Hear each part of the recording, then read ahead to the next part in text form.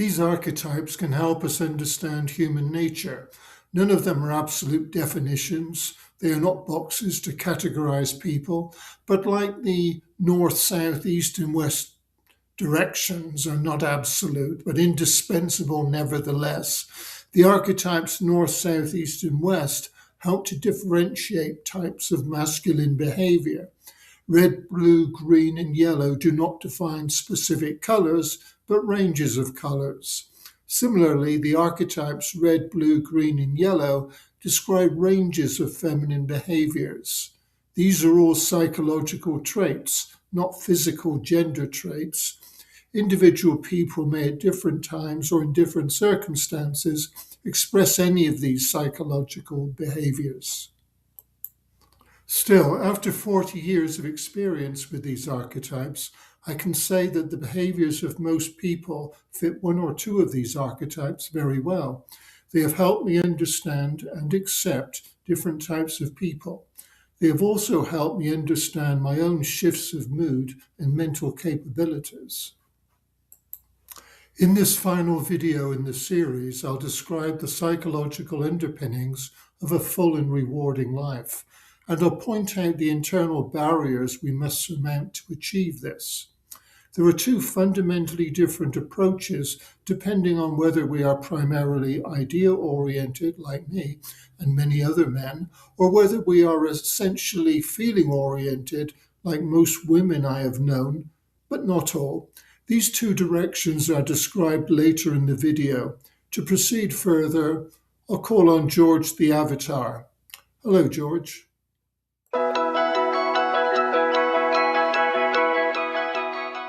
Hello, Malcolm. Hello, everybody. The 8 basic archetypes and the 2 integrative ones represent specific psychological drives that energize us. They provide the motivations that enable us to make certain decisions and take certain actions, but not others. To lead a full life, our dominant archetypes need to be expressed, acted upon. This does not necessarily mean we should aim to become a complete person in the psychological sense. Not everyone has the capacity. It does mean understanding our nature with its strengths and limitations. Knowing our archetypal profile, that is, which archetypes we identify with, which we do not, will help here. There is joy in bettering ourselves. Satisfying our inner drives is the highway to that joy and a life without regret.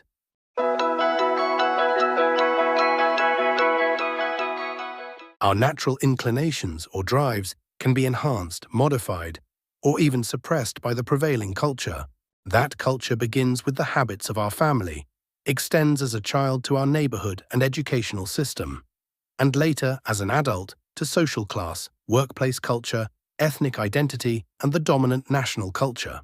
All have an impact upon the expression or suppression of our underlying psychological potentials. Regardless of societal hindrances, there are personal habits or traits that impede archetypal expression and prevent us from leading a fulfilling life. Lack of self-esteem, or a sense of worthlessness, undermines every archetypal drive that depends on social interaction. There is no living a full or joyful life. Iffy or wavering self-esteem leads to excessive caution in pursuing our goals. Much of our potential will likely remain stifled. Deceptive self-esteem occurs when a person, for social purposes, plays at being self-confident and successful in a bid to mask feelings of inferiority. Habitual jokers, tricksters, and narcissists try to deceive others and themselves in this way. Excessive self-esteem leads a person to underestimate the capabilities and knowledge of others. It is damaging to an organization when embodied by its leader. On the feeling-oriented side, excessive self-esteem can lead to magical thinking, a belief in one's own mystical powers. Inhibition is a primary consequence of fear, leading to obfuscation of the archetypal drives that would otherwise promote personal growth. Distortion is a secondary result, being the misappropriation of archetypal drives. In a South type, this may lead to unwarranted aggression. In a North type, to paranoia, social repression, and attempts to destroy perceived enemies. In a Yellow, works of anarchy, violence, and other negative or destructive material may result. While serious illness will obviously impede archetypal drives, sloth is the more insidious impediment. Habitual laziness and chronic avoidance of stressful situations will cause a person to discredit the goals and achievements of others. In place of personal accomplishment, a fantasy world will be constructed in which archetypal drives will manifest as daydreams or be realized through computer game simulations. Corruption of the life-enhancing goals of the archetypal drives can arise in several ways and is often connected to the impediments just described. There is the promise of extreme rewards where the archetypal drive is magnified by the ego's desire for massive social achievement and exaltation. There is corruption through the adoption and promulgation of foolish or wrong-headed ideas. Much advertising is symptomatic of this type of corruption. Most common is corruption by addiction and easy pleasures. Being more physically and less mentally inclined than the other idea-based types, a South type is particularly vulnerable to addiction, as is, among the feeling types, a Red. The major religions have been stepping stones to civilization, but they have run their course. They are exhausted. In the West, at best, they promote community. At worst, they promote childish ideas of God as a benevolent father to be worshipped, as the sun and moon were worshipped in days of yore. These religions rely on ancient texts founded on social conditions far different from those that exist today. Their continuance owes to cultural conservatism and the abject failure of modern philosophy to supplant them. There are better ideas about life's purpose than those presented by the major religions, and I don't mean science-based ideas because science is empirical. Scientific assumptions are based in physical reality, not psychological or mental reality, which is all we truly experience. There are two paths to a higher state of mental being or enlightenment or godliness or whatever you care to call it. One is the ideal-oriented or masculine route, and the second is the feeling-oriented or feminine routes. Both routes end up in the same place, a higher mental state where ideas and feelings work together to create a richer life. Here's George.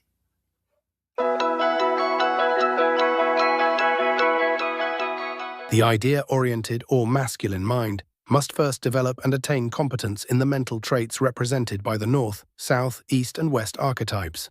This means the abilities to think clearly, acquire knowledge, obtain and express ideas through interactions with other people, make informed decisions, and act upon those decisions.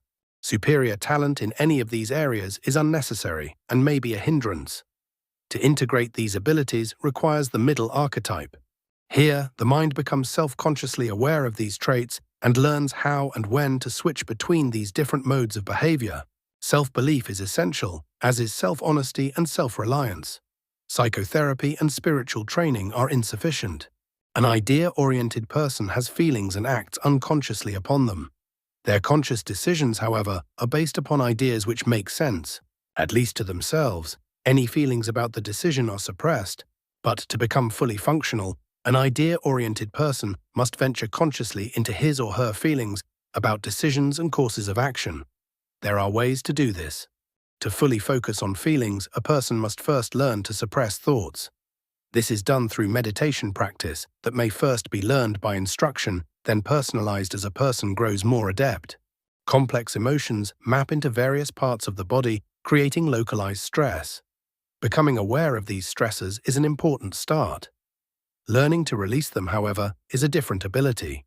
It requires delicate self-hypnosis, that is, a wordless suggestion to the body to relax the stressed area. The hardest part is to prevent a lapse into thought or a jump into full self-awareness, for that takes the mental focus away from the stressor. The act of surrendering thought and self-awareness to gradually eliminate stresses in the body is difficult. It may lead to short periods of unconsciousness, after which the process of finding and easing stressors must continue. If properly conducted, a shift in consciousness results in a blossoming state of peace that seems to set the entire body aglow. Experience of this state is transformative. A person who attains it should adopt this state as his or her personal ground or identity. From this ground state, all the feeling-based states can be consciously entered and explored without muddying one's sense of self. An idea-oriented person will now, for example, be able to recognize and examine their blue traits. These are decisions made and actions taken through mere habit. In dealing with red traits, an idea-oriented person must examine his or her sexuality. What excites? What is taboo? How important is one's physical appearance? There are no right or wrong answers, just honest and dishonest ones. With the green archetype, we must examine our feelings about people. What are our feelings about various people we know? What is our attitude to strangers? Can we read faces and sense a person's emotional state? Do we pick up on subtle cues people broadcast through gestures, eye movements, and tone of voice? Can we put aside our ideas based upon a person's physical appearance, or occupation, or accent, to see through to the human being beneath? Green within us, and embraced, can do all these things. The yellow or creative archetype is messy. Here, an idea-oriented person must let go of his or her need for order and learn to capture and value whatever momentary image or words or feelings the feminine mind conjures up. This includes night dreams, daydreams, idle doodles, fantasies, and irrational desires. They are all to be explored. The most intriguing of them need to be honored by recording in words, a sketch, or painting, or by acting upon them. By, say, preparing an original meal, or taking an unplanned walk or drive just for the experience. Spontaneity is key to getting at the fruits of yellow. Once mastery over ideas and feelings is acquired, the 8 basic archetypes cannot exhibit at will. Even a fully functional person may need to gear up to situations that require certain traits to manifest. For instance, the deep thinking of West can be an impediment to actions requiring physical dexterity. Or the open-mindedness of East can be a hindrance when firm decisions must be made. The South impetus to finish a job must be switched off when a problem is encountered and a better approach needed, and so forth. The middle archetype needs ultimately to be in control and must learn when to yield to the white archetype. A best course of action both thinks right and feels right.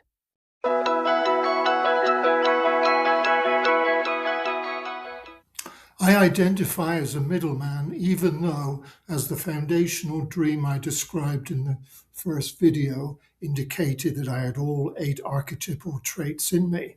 But I'm naturally idea-oriented and had to learn to investigate and value my feelings and emotions. Thus, I took the masculine path just described.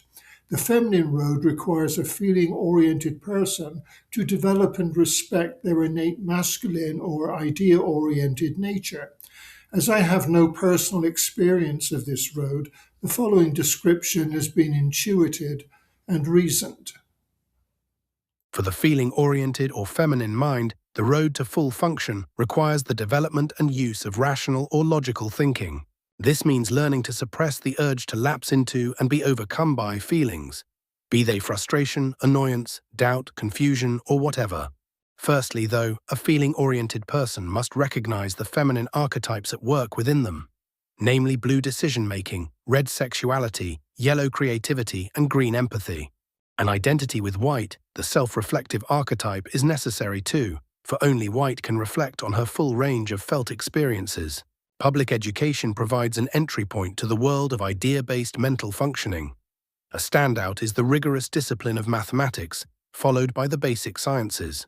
Logical thinking can be extended through spatial reasoning, map reading, say, or chess playing, formal debates, and solving puzzles. The challenge here is to overcome a sense of, "I can't do this," and strive for focus. Persistence is necessary. The support and encouragement of friends and family and teachers too is helpful and may at first be essential.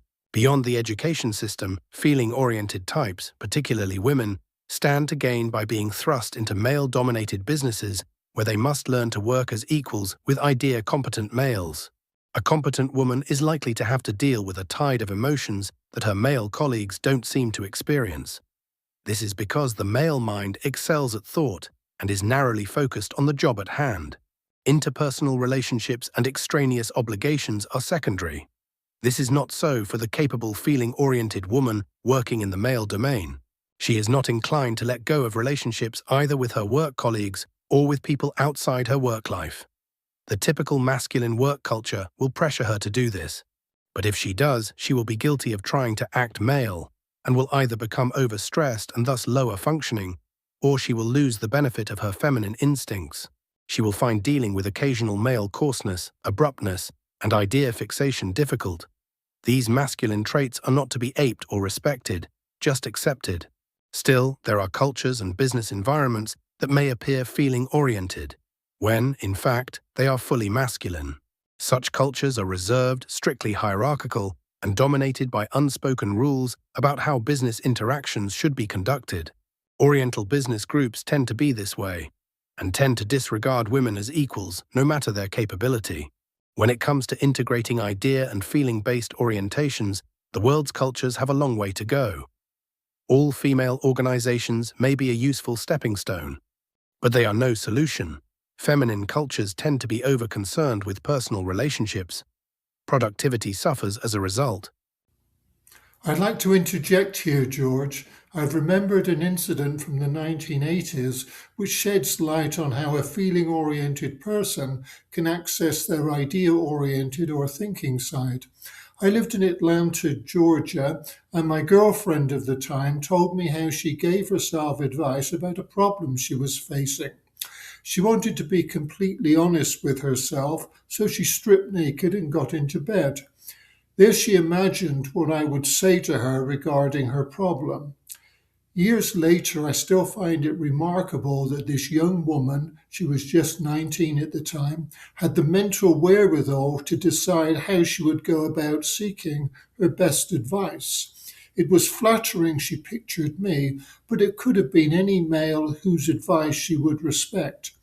In terms of the archetypes, here was the white archetype accessing her West archetype to get at her best information.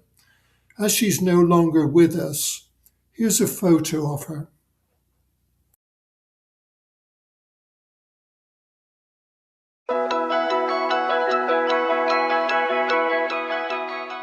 The integrated mind can build self-knowledge and reach deeper levels of understanding, of people and of conscious reality. The integrated mind can learn to differentiate between bodily feelings, habitual feelings, and useless emotions, and distinguish them from higher feelings and intuitions that offer insight and feed new ideas. Such ability comes from the interplay of the white and middle reflective archetypes.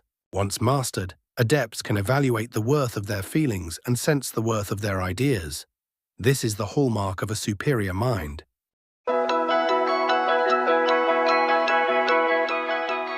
The first novel in the psychodrama, Mining the Psyche, explores the 8 basic psychological archetypes and their differing natures. The second novel, Seeking Ascension, deals with the problems of integrating them. Its focus is on the travails of the protagonist, Michael Ullman, and his female counterpart, Miriam Charo. Their journeys to self-understanding are revealed through the metaphors of an underground railway, in Michael's case, and for Miriam, an underground chamber. These represent 2 ways of reaching the deeper self, from the masculine direction, in the case of the underground railway, and in the feminine direction, in the case of the chamber. Michael Ullman manages to integrate the 2, and while in a state of reverie, experiences a series of revelations. Anything you'd like to add, George? I'm an AI-generated avatar incapable of thought, remember? How about you, Michael and Miriam? Any final words? How do we save our planet? We need ideas, better ideas. We need togetherness, more togetherness. Well stated, we need both.